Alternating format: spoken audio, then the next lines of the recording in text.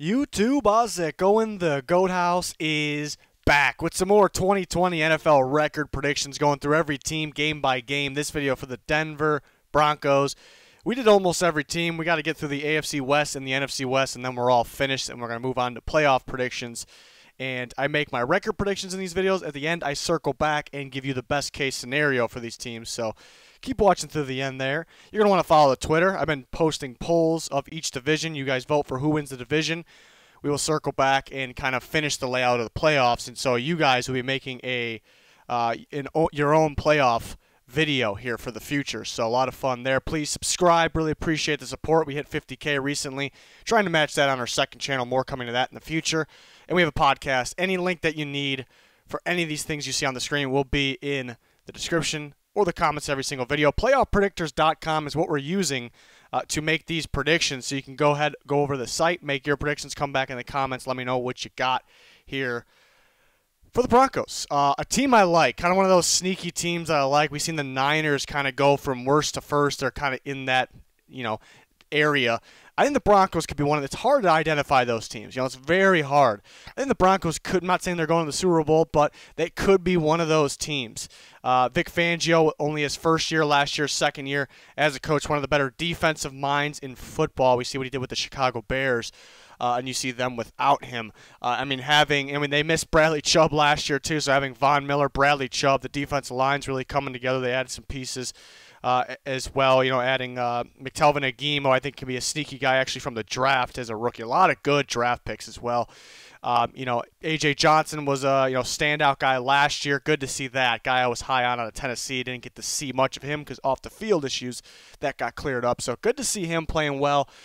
Justin Simmons is a top tier safety in the making. Had a top tier season last year. Really, the cornerback position is the only spot they're kind of thin on. They get A.J. Bouye, who I think is a good fit in Vic Fangio's defense. Could be kind of their Kyle Fuller, maybe like how he had on the Bears this year, because I think he still has talent in him. But it's okay if you're a little thin on corner because they will provide the pass rush. They will have one of the better pass rushes in football, and not maybe just from the edge rush position, but that's where most of it will come from.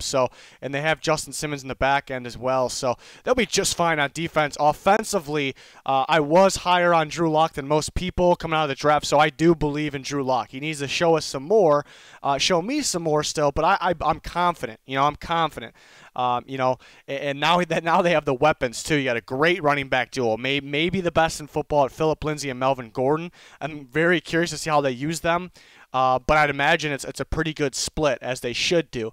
And then the receiver unit. I mean, talk about going from worst to first, or close in terms of the entire unit. Pretty much just Courtland Sutton, who another guy I was very high on in pre-draft process. So the Broncos are kind of getting a lot of my guys here throughout these drafts, and they add Jerry Jeudy and they add KJ Hamler, so you kind of add speed into the mix with Courtland Sutton, and then you have Noah Fant and Albert O. Albert O had a fantastic season 2 years ago with their quarterback Drew Lock. Offensive line could be a little bit of a concern. It really is only if there's the injuries pop up again. Jawan James, I think one of the better right tackles in football. We missed him pretty much the whole season last year. Him at right tackle, I think him being out of the game really affected the entire offensive line. I always talk about you're as good as your unit. You need the whole unit together. They definitely got better in the interior, adding Glasgow, adding a couple of draft picks. So there's several guys that can, fill in for them in the interior. Really, the only question is tackle. Stay healthy on the right side, and Garrett Bowles could play a little better on the left, which, he's not a good tackle. I'm not saying that, but I think he takes just a little bit too much bashing. With a lot of holding penalties, so I guess maybe he deserves it. But if he just cuts down the holding, he can be much better, which still isn't going to be fantastic. But I mean, the offensive line could be a little, as long as it's healthy, could be a little better than people, kind of think it will. But on to the predictions here. Week 1 against the Tennessee Titans here.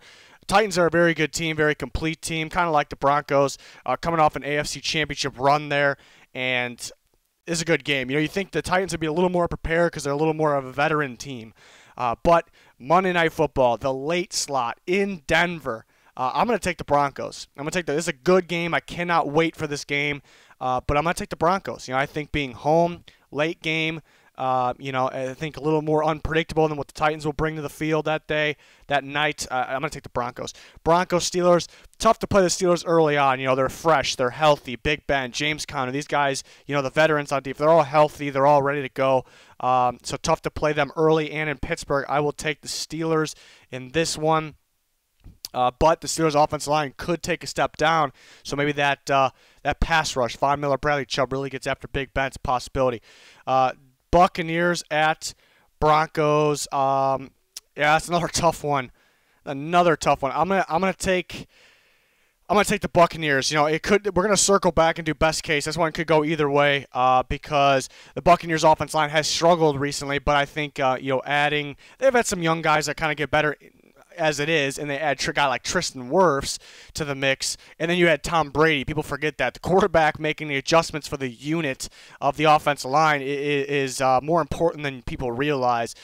So maybe they can hold down that pass rush, that really good pass rush. The Broncos, they'll score enough points to win this game, and the Buccaneers do have a pretty good defense as well. That one could go either way though. So starting 1 and 2 for a team that I really like, but I think it's a team, some young guys that will need to be a big impact, and I think can be in today's game. So a little bit of an adjustment for the Broncos as well. So then they go, here's their stretch here. I think they beat the Jets. I think they beat the Patriots here. They'll handle the Dolphins, and I actually think their first home game, their first division game, actually, I think they take care of business against the Chiefs. They kind of built this team because they realize where the offense is at in today's NFL, and to kind of compete with the Chiefs. You see how they're dominating the league. Let's replicate that, not really because we're playing them twice a year, because it works. And I think it's a shootout type of game, and I think they could affect Mahomes just enough with the pass rush, but there's really no stopping them. But the Broncos squeaked that one out. Coming off the bye week, this is tough. The Broncos could be better than both these teams coming up. This is where the Falcons will start to get hot. And they may be able to, to sneak with this one out here. So I took the Falcons, and I actually took the Raiders at home here against the Broncos. So we're back down to 5-4. I do have them over the Chargers. I have them over the Saints actually here in this game. I think they can get, the really good pass rush teams, and the kind of the game planners on the defensive side that know how to game. They're used to game planning against kind of the pro style teams. The guys like Vic Fangio. They'll be able to game plan well against a pro style team like the Saints, and I think they'll be able to score on them as well. Saints defense starts to go downhill at this point in the season. Not way downhill, but not as it looks almost great early in the year. So I think the Broncos splitting with the Chiefs here. They'll take down the Panthers. I got a good game. Bills, Broncos. That is a very even matchup. Josh Allen versus Drew Lock. You look at the running back duos playing each other. Look at the receiver units. The Bills got Diggs, but the Broncos probably have the better units. Then you look at the defense. Standout defenses, but a little different. The Broncos got more of a pass rush. The Bills maybe a little more complete. I think the pass rush wins this game. That is the difference here. One of the most important things in all of football here. Broncos win that one. That'll be a hell of a game there in Week 15. And then they play the Chargers. Chargers probably start heating up at this point. A very good defensive battle, but their quarterback, depending on who it is, can start going here. Take the Chargers, and I'm taking the Broncos over the Raiders. So I got 10-6. I like this Broncos team. We can circle back, and you actually could see that it could be better. It couldn't ignore 18. It's trying to predict. We're almost done, so then we'll have the playoffs set. So far looking like a rematch against the Bills, but I'm sure that will change. Going back, I did have them being the Titans. I think they can win this game here against the Bucs, depending on the Bucs' offensive line is. So they can go on a big streak. And you look at these two games, these are winnable games. You can beat the Falcons. We'll keep the Raiders splitting, and then we look. You remember I did have them beating the Saints here. I think around 12 wins. They could win that game, but I'm thinking, because I did have them winning some of these other ones, so I'm winning the Titans game. I think around 10 to 12 wins. I don't really see them under 9. I think this is a safe to get to 9 wins plus team. That's just kind of how I view them. I think they're the mixture of defense and offense. Their defense definitely will go out there and win games, but I think their offense has a shot to win the games too. With Drew Lock, all these guys growing that receiver unit, and a lot of guys just kind of getting better and better a step of the way. The guys that are returning that are still young, and the guys that just come in. A lot of rookies, one of the best draft classes.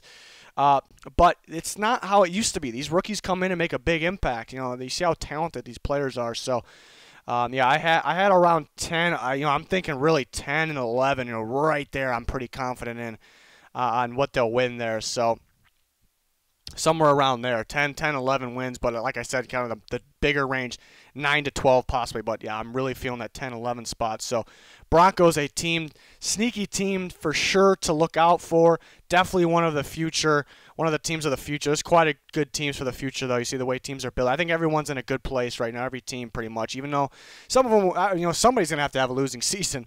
But I think everyone's heading in the right direction. So good time. As long as there's a season for the NFL. That's going to do it, though. Let me know your thoughts in the comments. Please click that like button. Check us out on Twitter and follow both of our channels. Subscribe to both. That would be much appreciated. That's going to do it for this one, though. Thanks, everyone, for watching. Goodbye.